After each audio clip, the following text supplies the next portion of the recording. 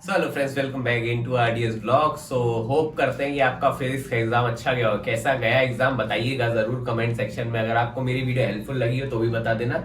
अब बात करते हैं आपके नेक्स्ट एग्जाम की, जो कि है 11 मार्च को। सही सुना आपने, जो कि मैथमेटिक्स का एग्जाम होने वाला है।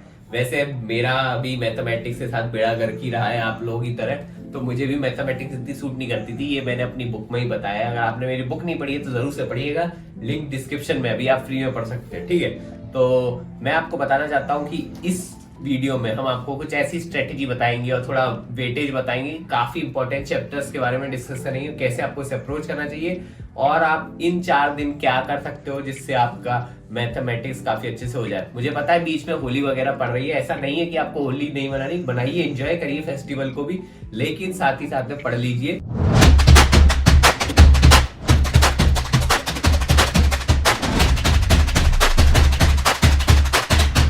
तो चलिए अपन डिस्कशन पे चलते हैं। पहले तो अपन मार्क डिस्ट्रीब्यूशन को देख लेते हैं। तो ये जो मेरे हाथ में फोन है, इसमें मैंने पूरा स्लाइड बना के रखा है, ये मैं आपके साथ शेयर कर दूंगा, तो टेंशन मत लीजिए।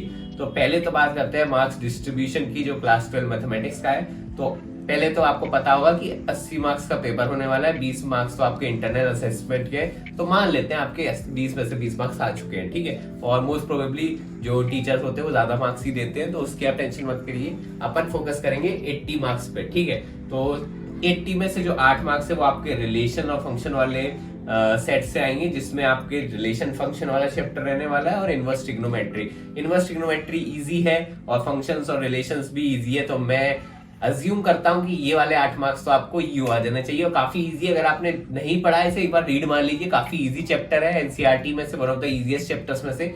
इनवर्स थोड़ा सा अगर आपको टफ लग सकता है, बट फिर भी मुझे लगता है कि ये काफी ज्यादा स्कोरिंग है, तो 8 मार्क्स आपके कहीं नहीं गए हैं, आप आराम से इन्हें स्कोर कर सकते हैं। नेक्स्ट बात आती है अपनी एल्जेब्रा के, रहते हैं 10 मार्क्स। एल्जेब्रा में क्या रहता है, मैट्रिसेस और डिटरमिनेंट। मैट्रिसेस और डिटरमिनेंट काफी मेजर चैप्टर है अपने क्लास 12th का, और मेरे हिसाब से इसमें आपको प्रैक्टिस अगर आपने अच्छी करी है तो आप काफी अच्छे से स्कोर कर सकते हैं। इसे भी आप अच्छा खासा वेटेज दे सकते हैं। ठीक है, तो ये भी काफी ज्यादा स्कोरिंग पोर्शन रहता है। अब आते हैं अपने सबसे बड़े पोर्शन पे, जो 35 मार्क्स का आता है क्लास 12 बोर्ड एग्जाम में। सही सुना, 35 मार्क्स, समझ रहे हो, आधा से ज्यादा पेपर तो इस दिन में आ जाएगा। ठीक है, तो कैलकुलस की बात करने वाले, कैलकुलस में कंटिन्यूटी और डिफरेंशियबिलिटी आएगी।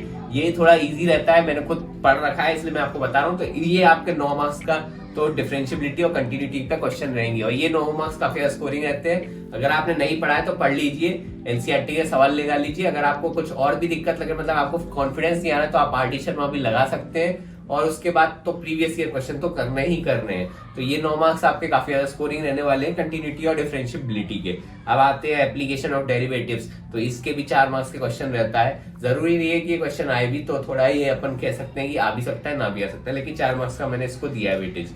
नेक्स्ट आता है इंटीग्रेशन का। Integration is one of the most important chapter, JEE के लिए भी और बोर्ड्स के लिए भी। इंटीग्रल्स आपको याद होना चाहिए, कैसे आपको इंटीग्रेशन करना है, डेफिनेट इनडेफिनेट का। मेरे हिसाब से आपने काफी अच्छी प्रैक्टिस करी होगी, अगर नहीं करी है तो कोई बात नहीं, इंटीग्रेशन से 9 मार्क्स का ही है, तो टेंशन मत करिए। आगे आप और किसी और सब्जेक्ट, मतलब और चैप्टर से निकाल सकते हैं। एप्लीकेशन ऑफ इंटीग्रेशन, अगर आपको नहीं पता है एप्लीकेशन ऑफ इंटीग्रल्स के बारे में, तो जैसे कि वो जो, अगर आपको याद हो तो क्लास 12 में एरिया अंडर कर्व वगैरह वाले चैप्टर से, तो ये उसमें आ जाते हैं एप्लीकेशन ऑफ इंटीग्रल्स में। वही कम बहुत ज्यादा स्कोरिंग होते हैं, इजी भी होते हैं, अगर आपने पढ़ा हुआ कंसेप्ट तो ये काफी ज्यादा स्कोरिंग है, तो इसके 6 मार्क्स का क्वेश्चन आ सकता है। नेक्स्ट बात करते हैं डिफरेंशियल इक्वेशंस का। 7 मार्क्स का क्वेश्चन डिफरेंशियल इक्वेशन से आएगा, लिख के ले लो।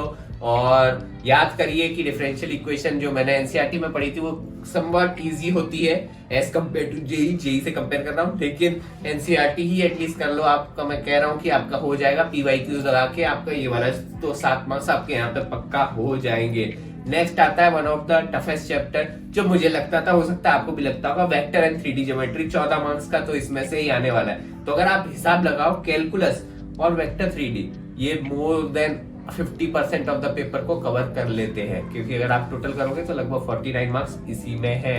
49 मार्क्स आउट ऑफ 80 कैलकुलस और वेक्टर 3D में से ही आएगा। वेक्टर 3D में से एक वेक्टर का क्वेश्चन आएगा, एक 3D ज्योमेट्री का आएगा, दोनों में साथ साथ का क्वेश्चन आने वाला है। और ये वही क्वेश्चन था जो मेरा गलत हुआ था बोर्ड्स के एग्जाम के दौरान। तो मुझे अच्छी तरह से याद है कि इसमें मैंने गड़बड़ करी थी।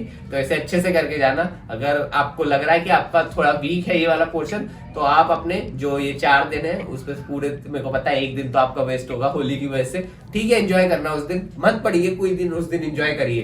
3 दिन है आपके पास, तो उसमें से 1 दिन आप वेक्टर 3D को दे दीजिए, दूसरा दिन आप कैलकुलस को दे दीजिए, और बाकी कंबाइंड बाकी सब चैप्टरों को दे दीजिए विद PYQs। याद रखिएगा PYQs आपको करने ही करने हैं साथ ही साथ में। अब आते हैं नेक्स्ट है लीनियर प्रोग्रामिंग के 5 मार्क्स हैं, ये फ्री है, मतलब फ्री तो नहीं है, मतलब इजी है, कर लेंगे आप। और प्रोबेबिलिटी के 8 मार्क्स, याद रखिएगा प्रोबेबिलिटी के 8 मार्क्स आएंगे, और प्रोबेबिलिटी का क्वेश्चन बन जाता है। अगर आपको सब बेस थ्योरम वगैरह A to Z याद है तो ये सब चीजें हो जाएंगी। Probability should be must. Probability का इजी आएगा क्वेश्चन, मतलब इजी अगर आपने पढ़ रखा हो तो, मेरे से हो गया था। तो ये हो गया आपका पूरा 80 मार्क्स का पेपर। तो आपको पता है कि आपको किस पर फोकस करना है। तो मेजर फोकस आपका होना चाहिए कैलकुलस पे, कैलकुलस पे भी, उसमें इंटीग्रेशन पे आप थोड़ा फोकस दे सकते हैं। उसके बाद आपका फोकस होना चाहिए वेक्टर और 3D ज्योमेट्री पे, ये काफी ज्यादा इंपॉर्टेंट है। और बाकी आप अपना कंबाइंड फोकस बाकी चैप्टर्स को दे सकते हैं, जैसे प्रोबेबिलिटी, लीनियर प्रोग्रामिंग, काफी स्कोरिंग, मतलब काफी स्कोरिंग चीजें हैं। आराम से आपके पासिंग मार्क्स तो ये आ जाएंगे, और 50 प्लस तो मैं गारंटी कह रहा हूँ कि 80 में से आपके आराम से आ जाने चाहिए, अगर आप कैलकुलस और वेक्टर 3D में भी कम क्वेश्चन कर पाए तो, ठीक है, काफी आसान रहेगा। तो आपको पता है कि आपको मेजर पोर्शन किधर फोकस करना है। PYQs are the must, PYQs करिए। और PYQs करने का तरीका आपको बताता हूँ। आपको ये नहीं कि आप एक सवाल सॉल्व कर रहे हो, इसे एज पेपर अटेम्प्ट करके देखिए, तो आपको शायद बेटर फील आएगा। लेकिन पेपर अटेम्प्ट करने में टाइम जाएगा आपका, 3 घंटे जाएगा, तो इसलिए हो सकता है अगर आप पे टाइम की कमी हो तो एक बार PYQs को देख लीजिए, सॉल्व कर लीजिए। PYQs नहीं आ रहे तो एटलीस्ट उसका सॉल्यूशन याद रखिए, क्या पता सेम क्वेश्चन आ गया सेम पैटर्न पे, तो आप उसको भी कर पाएंगे, ठीक है, काफी ज्यादा इंपॉर्टेंट है। और हमेशा याद रखना कि जो पेपर आएगा वो काफी अच्छा आपको लग सकता है, लेंदी लगे तो हमेशा याद रखना टाइम मैनेजमेंट आपको पेपर में काफी अच्छे से काफी हद तक देखते रखना है। क्योंकि मुझे पता है जो मैथ लोगों का पेपर छूट जाता है, काफी लेंदी लगता है पेपर, इसलिए इट्स वेरी इंपॉर्टेंट टू कि ये इस पर ध्यान रखें, ठीक है। तो चलो आज की वीडियो को यही समाप्त करते हैं, और बेटर वीडियो अपन बता देंगे जैसे जैसे दिन पास आते हैं, और आपके मैथ्स में मैं गारंटी के साथ कहता हूँ कि आपके मार्क्स अच्छे आएंगे। चलिए मिलते हैं आपको नेक्स्ट वीडियो में, बाय बाय।